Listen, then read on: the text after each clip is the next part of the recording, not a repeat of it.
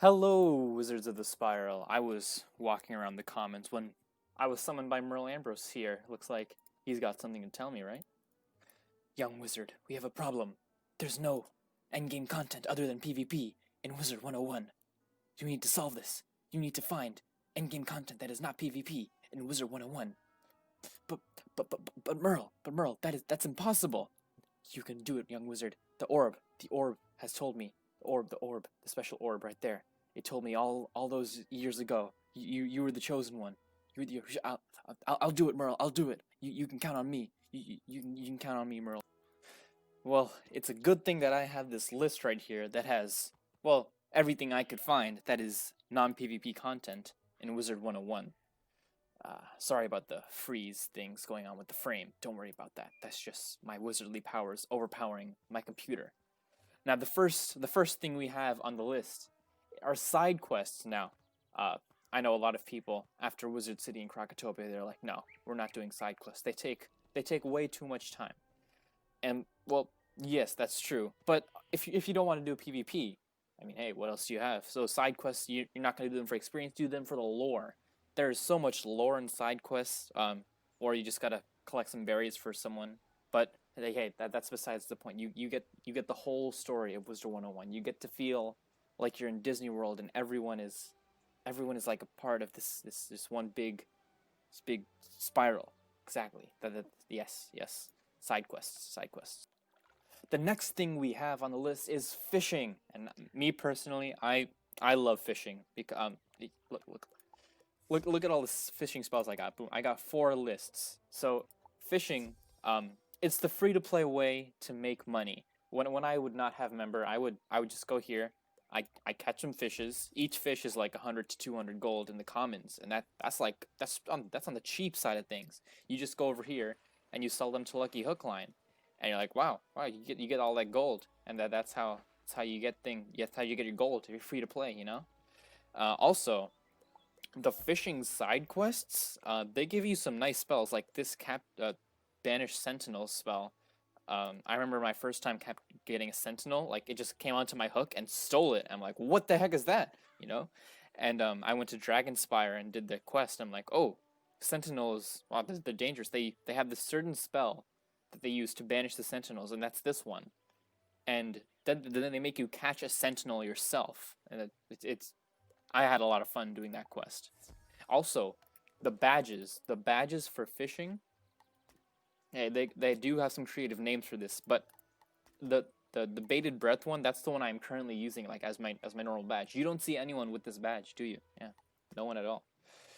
And yeah, that's really the goal of badges. You know, find someone that no one uses a lot, like Wizard 101 Excelsi.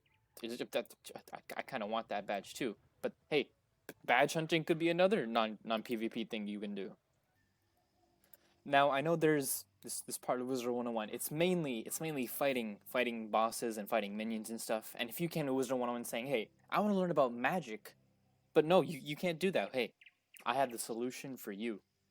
If you walk here into Ravenwood, or really any world, you see Monstrologist Burke. He had the exact same idea as you. You can learn about the monsters that you defeat and do the monstrology. You know, it's I've never done it myself, but I think it's like the #1 thing people do that's not PvP. You know, monstrology. So yeah, there's a lot. If you're not interested in that, there's always the Aegon stats here. He has the daily assignment. Yeah. Savini, Berserker, and Vesterland. Yeah. If you do that, you get rewards. If I go to my house, you can see we have the... You guys all notice, you know, the endgame content that's not PvP. Everyone knows all of this stuff. I'm just highlighting it, you know. We got some interesting stuff down the list though. But look at this. If I go to view rewards, boom. So some of the things you can get, you can get crowns and arena tickets if you're free to play, by the way. And also these mini games that I have in my house. Yeah, potion motion and stuff. Look at that. Look at that. I got a potion motion game inside my house. Look, you know that this is probably the most valuable thing I have in my house currently. And yeah, I don't spend a lot of time focusing on houses. But hey, that brings us to our next endgame content thing that is not PvP. Now, housing games and just housing in general. This is like, I think it was way popular back when Wizard101 was like not as old as now, like probably 2012, 2014. And so was everything else in the game. But you can castle tours, really the only stuff that you'll find here. The only times people use it is if they want to do Midnights on Pagoda or Winterbane Hall. Hey, there's a whole untouched area of Wizard101 that a lot of people just don't do. Look, you can decorating your own house. That's if you like interior design and stuff and like making magical things, you know. Look at this top, magical. Or you can even make seasonal and mazes and be like in the #1 ranks. Like, look, these are the mazes. Like, you can visit a maze in Wizard101 and like try to get out of the house and stuff, and it's the coolest thing ever. Also, the games. When I was younger, I used to play games all the time. There's an underwater house. Look at this. Look at this stuff. Whoa. Oh shoot. Yeah. If you ever want to like do this, like, yeah, housing. That is so loud for me. Wow. That was super loud. But yeah, housing. You get this. A lot. You can do a lot of stuff there, you know. And then we got castle games. There's always nothing here. There's always nothing. But the tag game, the food fight game, the whatever that was with the hide and seek or whatever it was, the gobbler. Look at this. They have games and mini games. All of these tag game bundle of fun. This was what I spent half my time doing in Wizard101 when I was younger. The other half was fighting the Kraken, pretty much. Tag games. This is really the Wizard101 essential for me. I remember my first time winning a game of tag. I was so happy, man. I was so happy. All right, on to the next thing. We're here in Old Town because have you ever wanted a house other than the dormitory that did not take up any backpack space in your house? Look, I got 2 houses and they take up 2 out of 3 slots.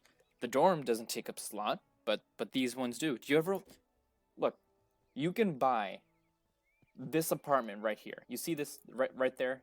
This building right? You can live inside of there. And you want to know how? You just go to Derek Blaze.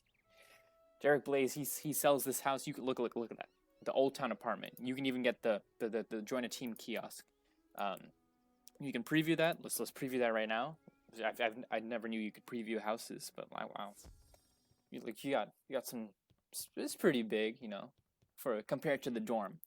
Now, it does cost 100,000 gold, so I don't think it's that worth it. But if it doesn't take up a house slot, you know, that's something.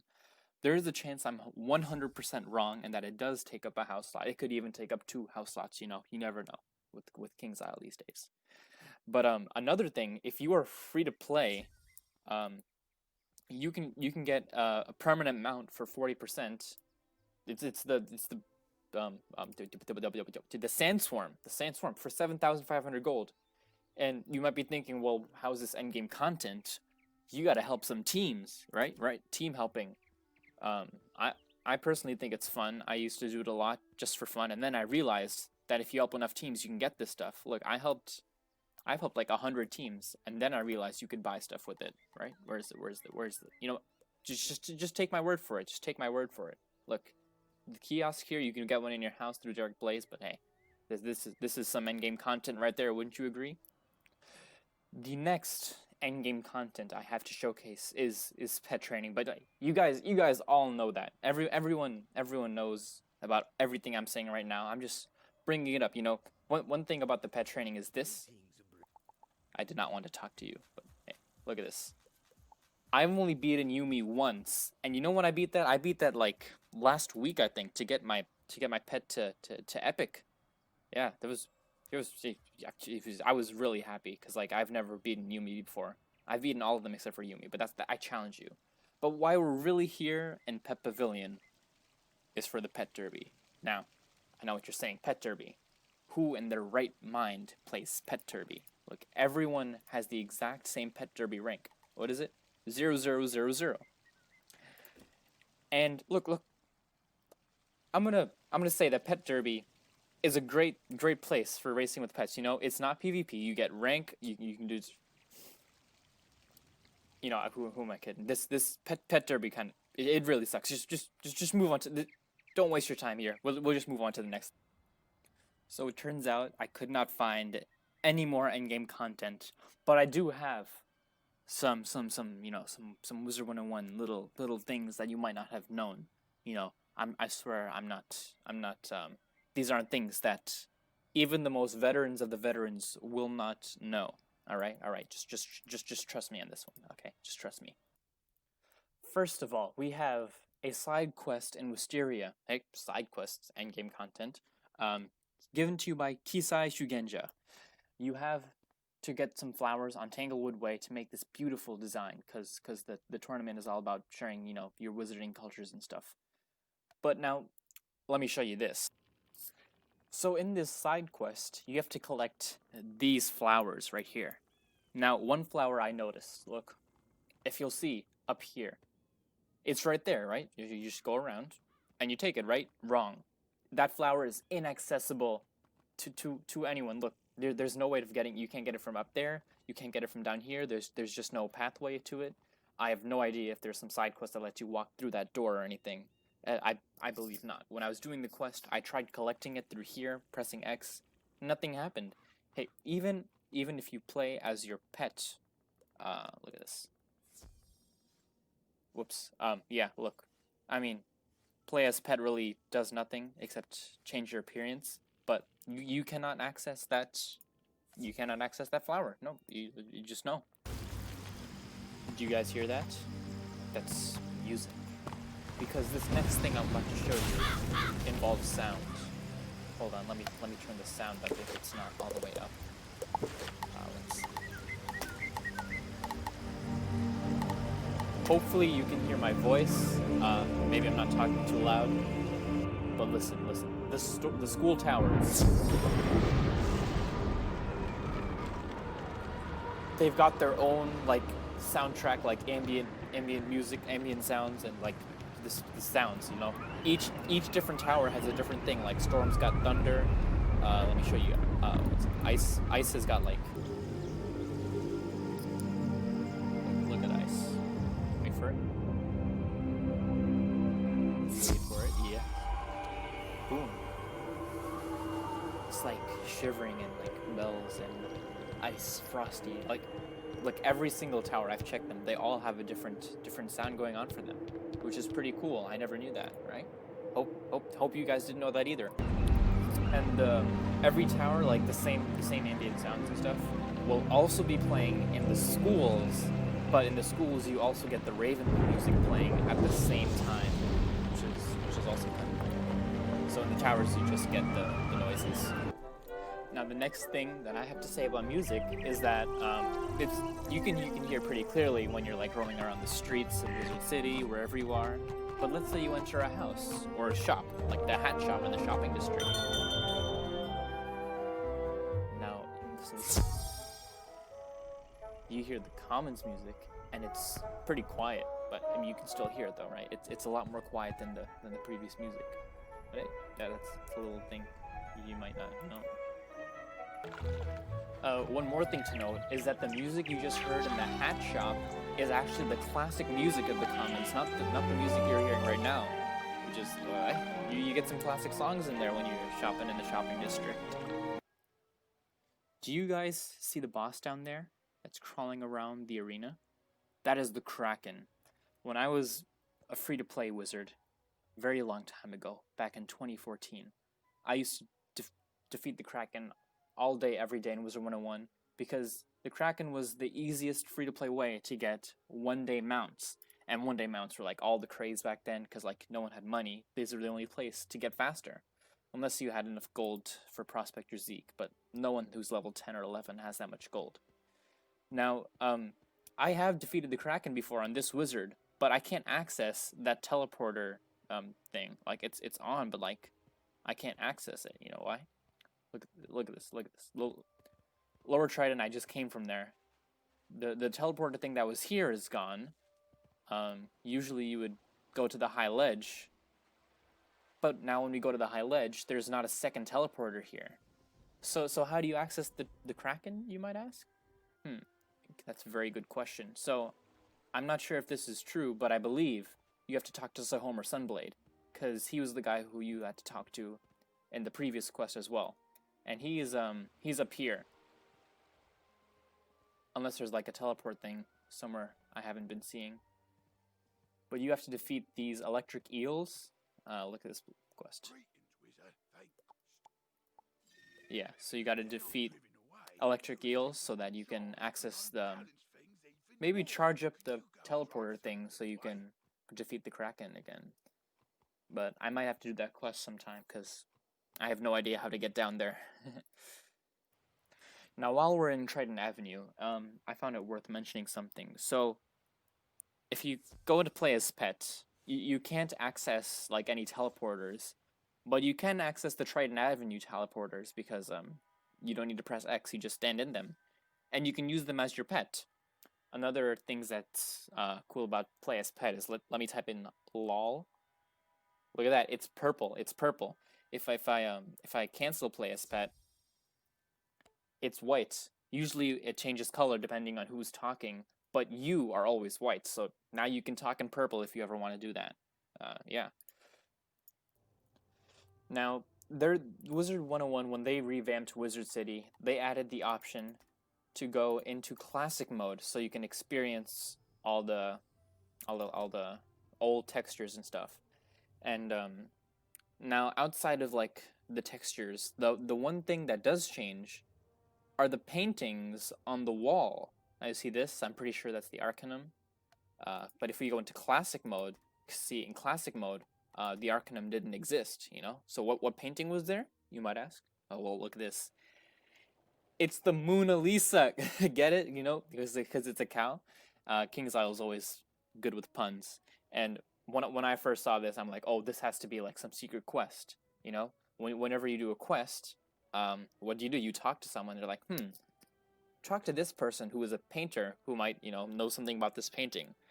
And so yeah, that's what I tried to find, any painter in Wizard101, maybe with the Leonardo da Vinci pun or something in there, because the Mona Lisa, but I couldn't find that. But I did find a painter. And this is another interesting NPC. Now this painter is in Mysteria, and her name is Dolly Salvador. Now, you could say that she painted all the paintings in Wizard101, because I really haven't found any more. But the reason she's the special NPC is because she has no dialogue. You can't interact with her whatsoever. And I believe there's only like 3 or 4 NPCs in the whole entire game like that, who don't serve any purpose. Like, you could say the Huskarls, well, they block you from things, you know, in the PvP arena. But this is a specific NPC that you can't interact with. And also, it's another pun on the painter called Salvador Dali, who painted some interesting stuff, especially with mustaches. But that's where the inspiration for this NPC came from.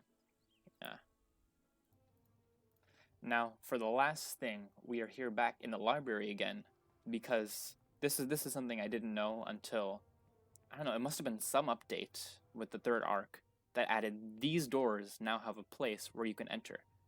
I remember when I was younger, I entered both of those doors, and like they didn't lead anywhere. You just walked into the door.